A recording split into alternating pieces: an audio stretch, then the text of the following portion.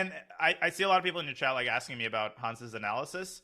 I talked about that already in St. Louis. Like, I pointed out that there are two indisputable, like, I think red flags is a pretty loaded term, because when I say that, people already assume that I am saying he's cheating, which I'm absolutely not. But however, whatever word you want that's more palatable than that, two weird things. Obviously the online cheating, and the second thing was the interviews. And I think even Hans would have to admit that, you know, his behavior during the interviews was definitely strange. So that's really the extent of it to me. And, you know, hopefully if both of these things get clarified, then I think we're going to get a lot more clarity in the situation. Right. No, well said. I've been talking about this for a while now. Over the board cheating, I think a lot of people who are new to chess, or who come to chess through Twitch, let's say, do not realize that over the board cheating is possible at all. So a lot of people's first reactions when they hear about over the board cheating is like, how is that even physically possible? What are you saying?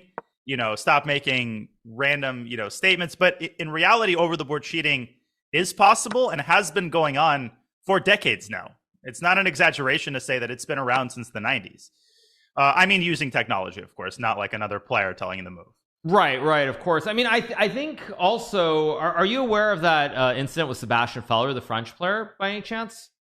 Yeah, I haven't heard all of the details. Was it another GM who was like, had developed some sort of code through which he was transmitting the moves? Is that what was happening there? So I think what happened is that basically the team captain, I don't know if he was standing behind the player on the opposing team, but I think he would stand behind, and there was some kind of very advanced signaling method. And it's kind of crazy too, because I know at the time, Peter Heine Nielsen, who's currently Magnus second, he wrote an article saying that he thought nothing was happening. And Laurent Fresnay, who was playing on the board next to his teammate for the French team, he also didn't even know it was going on, but it was happening. So I guess I think that provides some context for people who are wondering about whether it's possible. Yeah, and the thing about like high profile tournaments is that I think if you put your mind to it, with the way technology has progressed, you cannot discount the possibility. I feel like the road to failure is that overconfidence, where you say, I'm doing this, this, and this, therefore it is physically impossible to cheat. I remember I had a game in the final round of a pretty important tournament. This was an open, so obviously there weren't metal detectors or anything, but I was playing a guy who needed to beat me to get a GM norm, and he was playing black against me, so I was like, you know, I'm not letting this happen. Right, you just play solid, yeah. I played solid, so he's like 2380 feet, and he totally kills me. Okay. But what the interesting thing was that he came 30 minutes late to the board. He was like completely disheveled. I had a voice in my head that was like, all right, this is going to be easy. Then there was a weird person who came to the playing hall and was standing over our board for literally the entire game. I sniffed something out immediately. So I immediately went to the TD. I'm like, something's going on here. I can feel it.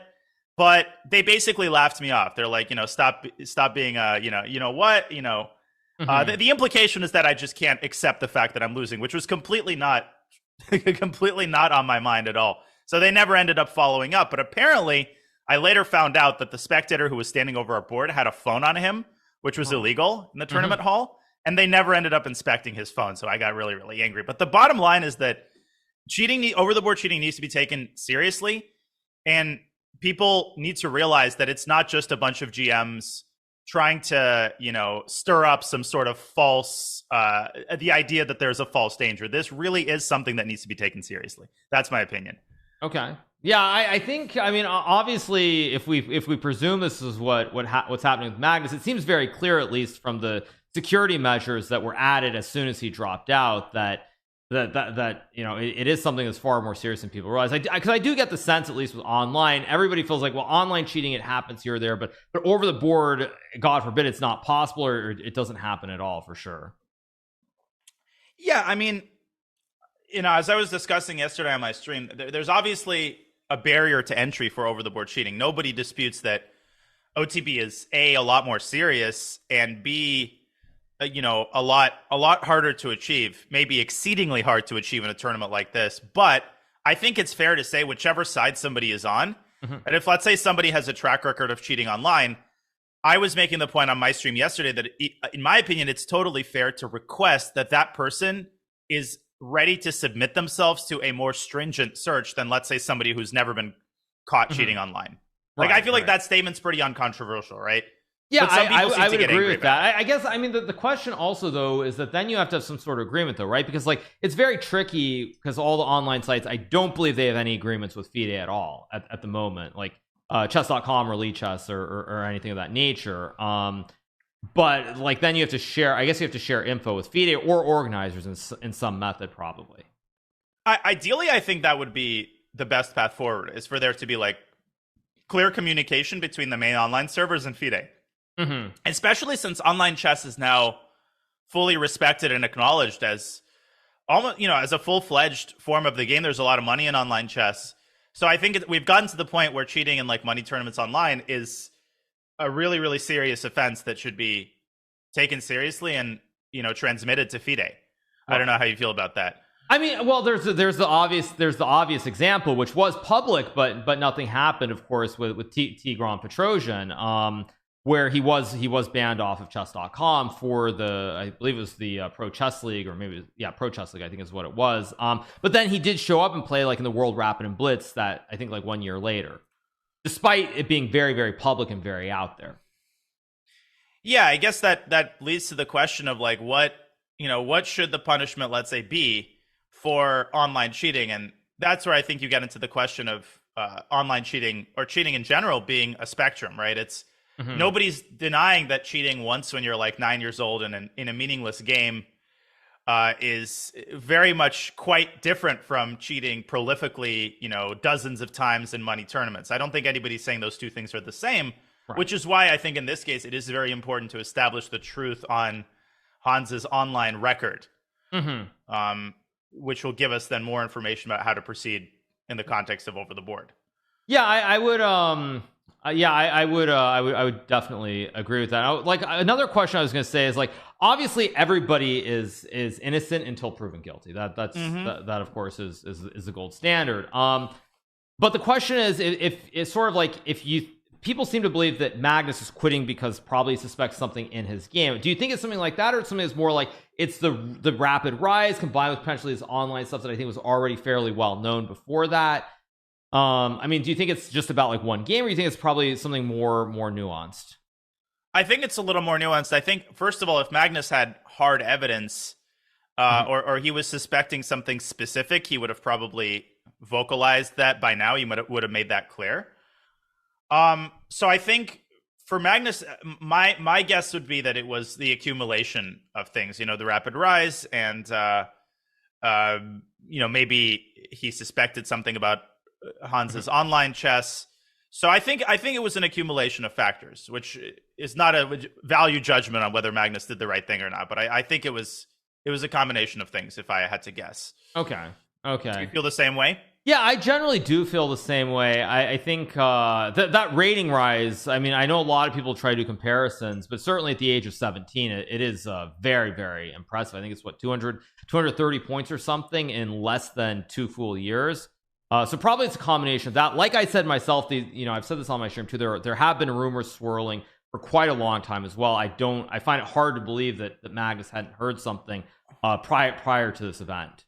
And I think also the other thing is, as we know, and obviously, I mean, I people who watch my stream certainly have said this. I'm sure this has happened on stream. You can get suspicious of someone over one game. Obviously, that does happen, but it's very rare that you sort of hear things from multiple sources. It's not just like one person being salty over a game, or like two people, things like that. It feels like you hear this rumor. I feel like has been heard from a lot of people, unlike almost any other case that I can think of. Yeah, and I guess it's important to clarify that, like, even if somebody cheated in every online game that they have ever played in their life, that still does not prove like over the board cheating. It still does not give somebody the license to claim beyond a shadow of doubt that they've cheated over the board. Right. But again, I think it's a fair ask for somebody who has a record of cheating in important online tournaments to be scrutinized more carefully.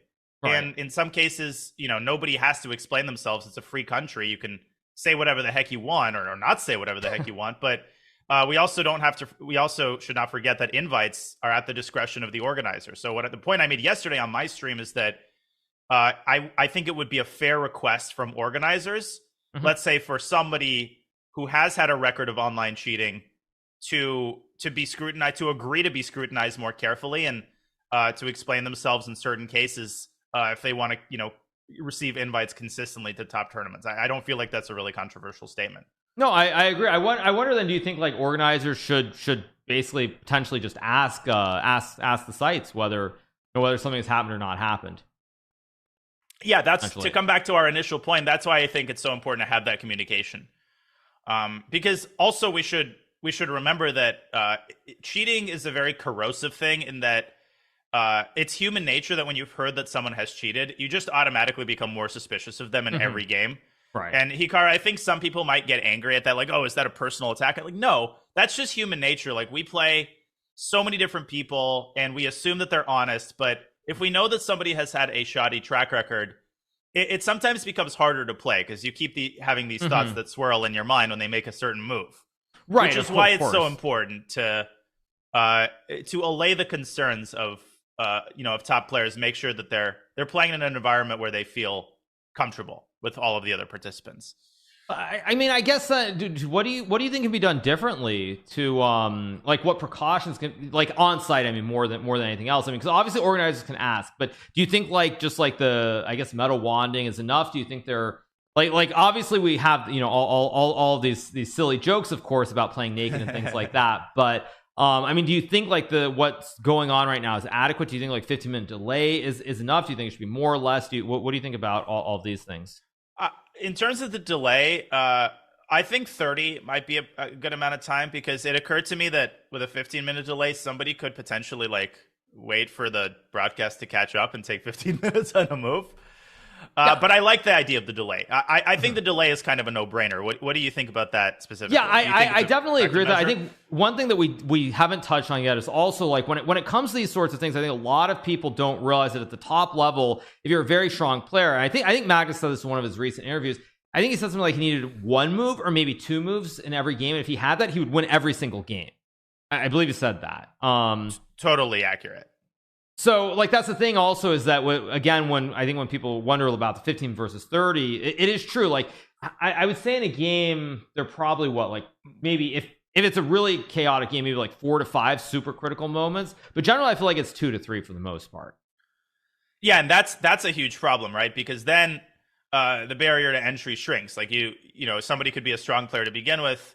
That is still a point that I think is not made enough. The fact that, yeah, like you're saying, 3-4 critical moments and you basically become unstoppable. That's like Steph Curry, who I'm a big fan of. That's like if you could shoot a basketball and at 3 points in the game, you could guarantee that the ball goes in the net.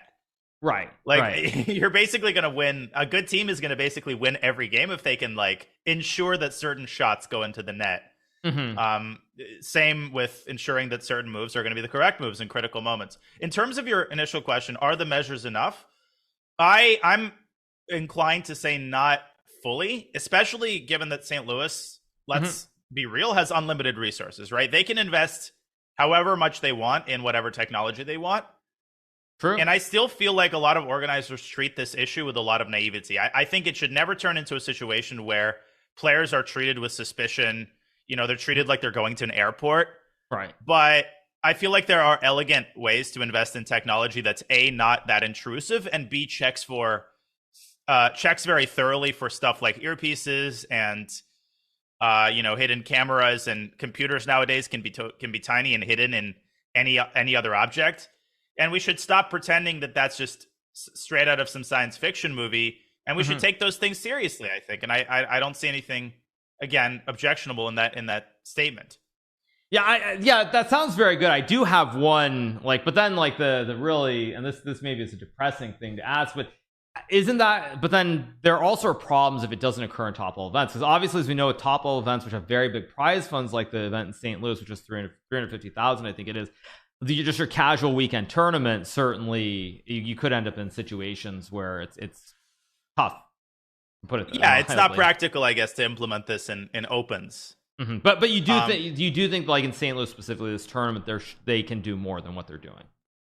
I would be inclined to say yes. Now that kind of makes me an armchair quarterback. Right. But I don't know exactly what those things could be, but I know there's a lot of technology out there. I was talking to a friend, actually. He's 1700. He's a college friend. He's a big computer science guy now. So he knows a thing or two about like security. And he mentioned a device. They might have already had that device, but it basically sniffs out packets, I think they're called, that go out of a certain playing area.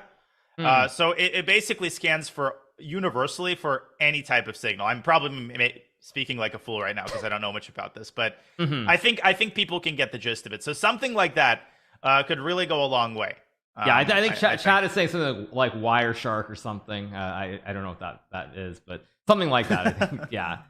I'm looking that up right now. No, I mean, but I get the point though. Certainly, it's like, you know, at certain critical moments. Again, I mean, I feel like this is very serious though, because of course, if you're talking about very limited instances, you know, obviously with online, I think one of the things that generally gives it away when someone weaker does it is like you see the best move. Every single move, you see like 20 best moves from someone who's rated like 2300. You know, I mean, not even Gary Kasparov can do that. You know, Kasparov, Magnus, everybody else. Like, we can't play the 20 best moves in a row. But certainly, if it's only a couple of moves, then yeah, it's very very difficult to catch.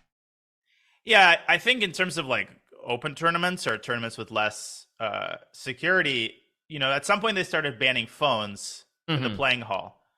But I've always advocated that the punishment for over the board cheating should be like the model that was used for littering outside, right? You can't catch every instance of somebody throwing something out of their car window. But if you raise the punishment, and if you make the punishment, you know, really strict, then it disincentivizes people from littering, because you know that if you're the 1 in 1,000 that gets caught, you know, why don't I just like not throw the cigarette out of the window? And I think something similar could be adopted in over-the-board chess, and perhaps even in online chess. I think it should be disincentivized to the point where people realize that if they get caught, you know, cheating, let's say online in a high-profile tournament, it just, you know, makes it hard to play. Period. To keep your career going. Yeah.